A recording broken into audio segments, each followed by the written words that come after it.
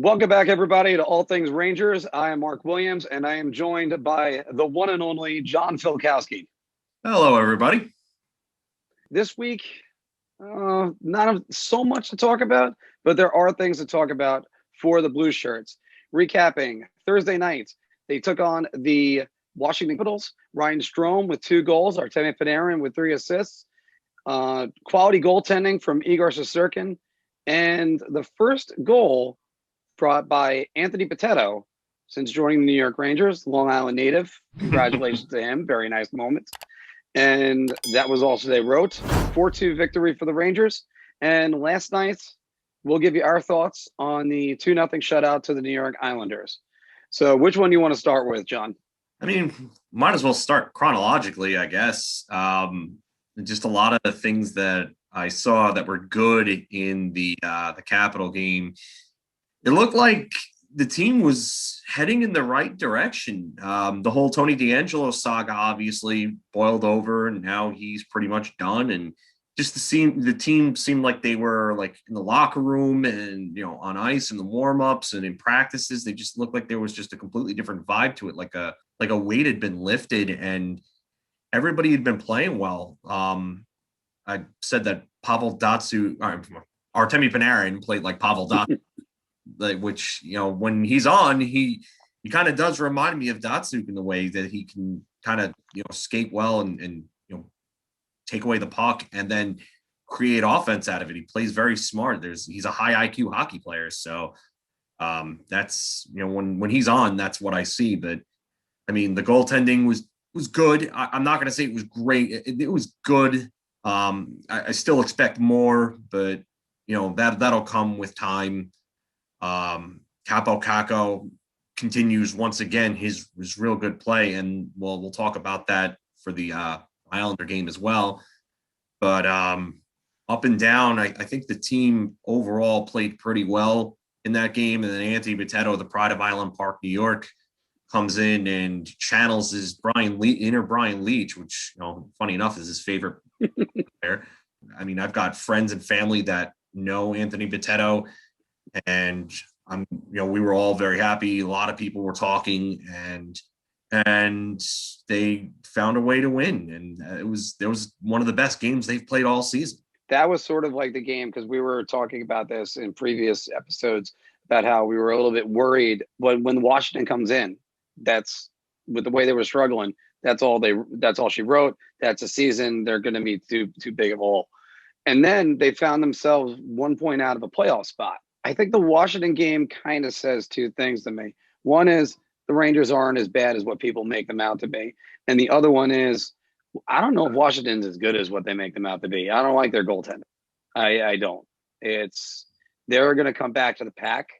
And I think they already have. I mean, you're right about Washington.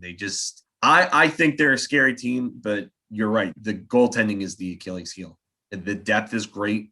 Like I said, Shiri and Chara have been real good additions for them, but the goaltending will probably be their eventual downfall against a team like Flyers, who have someone more solid in Carter Hart, or against Boston with someone like Tuukka Rask. So Washington may be a couple of pieces away, but I still think they're going to be pretty good. I still think they're going to be one of the 4 teams that makes the playoffs from the division, but you're definitely right about their goaltending. Then leading us into what's going on last night with the Islanders. And a lot of the things I've been harping on with them, the Rangers actually were very good last night in a lot of ways. They out-hit the Islanders. I think they were tied in shots at 30 apiece. And lastly, they won faceoffs. They won over 60% of their faceoffs. I've been talking about how this team can't win a faceoff and they lose, and they end up giving up a goal off the faceoff all the time. The Ovechkin goal Thursday night, for instance. Right off a faceoff. Right off a faceoff. Literally seconds. It's one of those things that you go, okay, now they did everything I expected them to do, and then they lost the game. They did a lot of things right in the game. Like the defense played well. It was solid defensively. They skated well. They didn't give up like too many bad chances. And then just Hayek and Potato, who were, I would say, okay. I wouldn't say they were good or bad. they gave you what you expected out of a third pairing, but they just had a total brain fart in that third period, the two of them. They just did not play well, and Boteto was responsible for the 2 goals against. He lost his guy both times. Because I'll break down a little bit. The second one, definitely. We're going to get into that one in a second.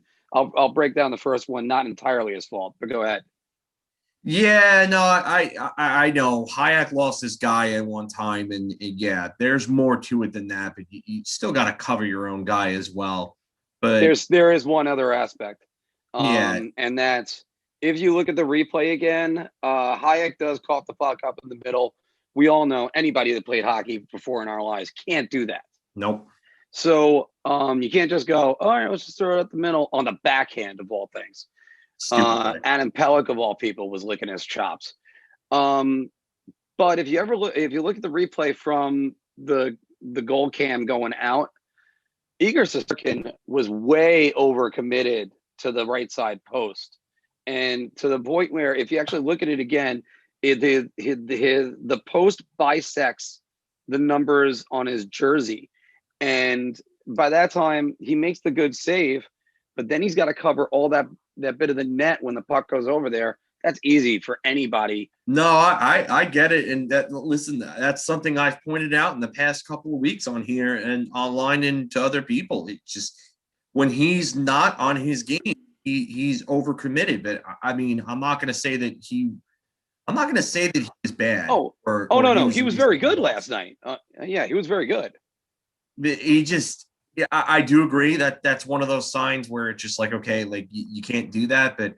I mean, ultimately, that's on the defense there. It's true. I'm just absolutely blundered there, and then Fox was on with Boteto for the second goal, but Boteto just completely lost his guy in that second goal. Like you cannot lose your man in front like that.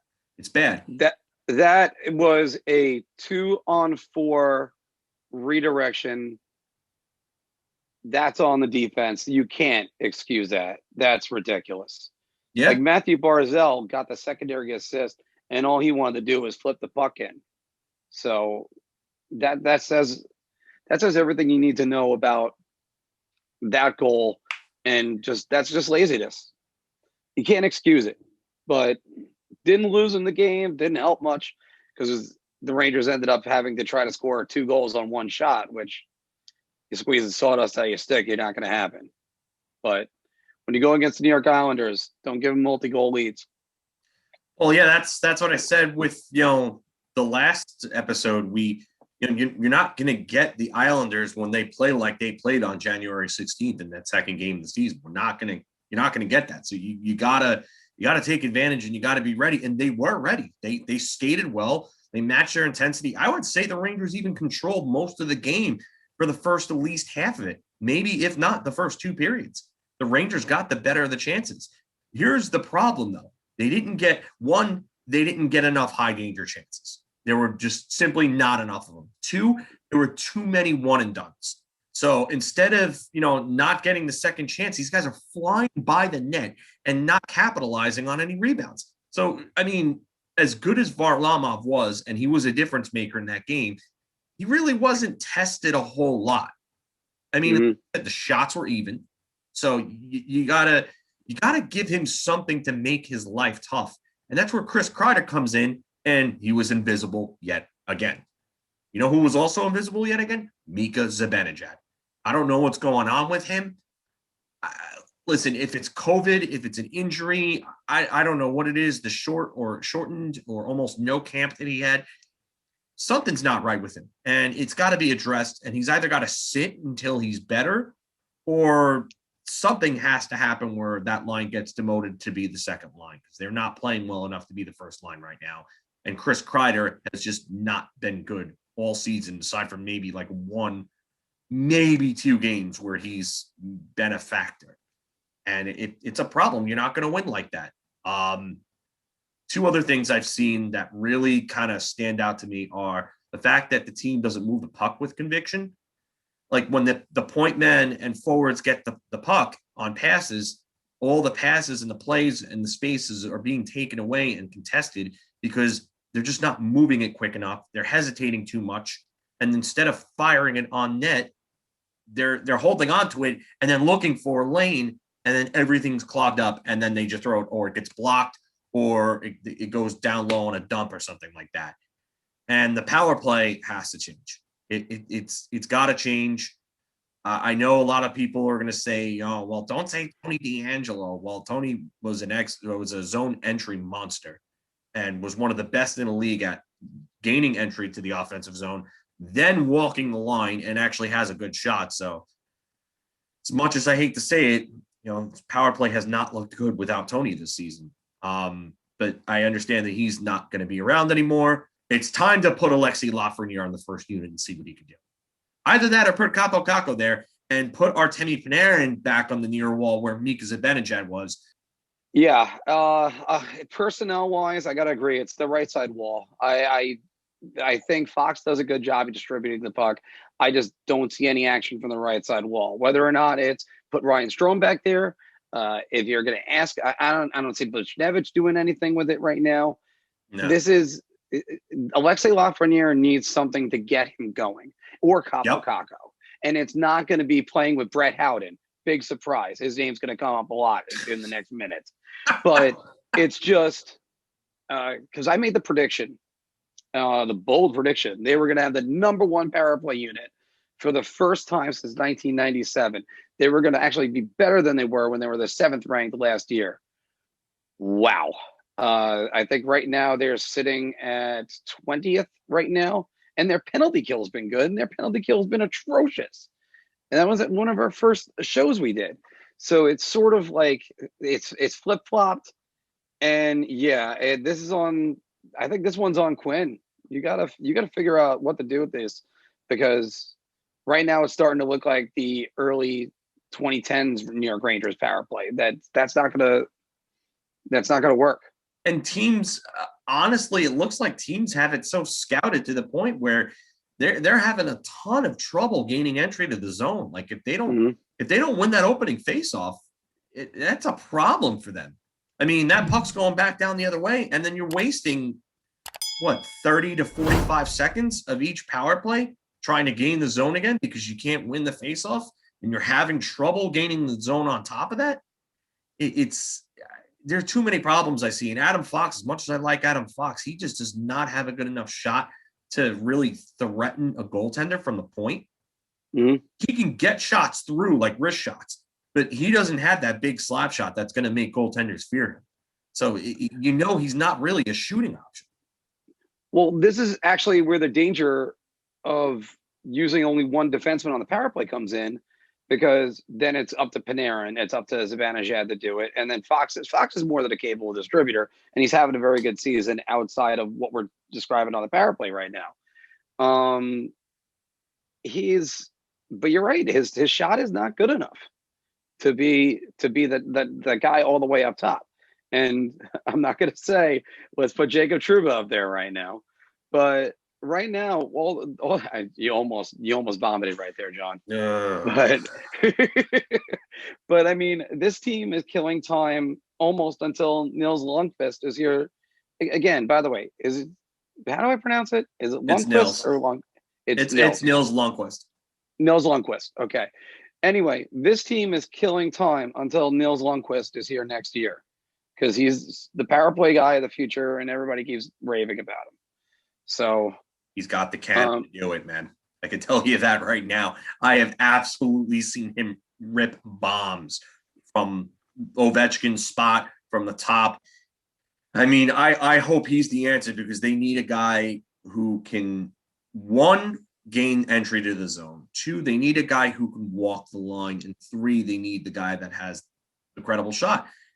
I think Nils can do that. And I think Nils is also a good enough passer to the point where, I mean, he may not be as great of a passer as someone like Tony was, or some of the other good power play guys that the Rangers have had in the past, but you can absolutely have him be a trigger man on there. And that gives him another credible shooting threat. But another issue that leads to, stop trying to pass the puck into the damn net. Please, for the love of everything that is good, please stop that. It has to end. You're not going to score that way. All right. The rumors going around right now about the Rangers being in on Vince Dunn. Does that make any sense to you?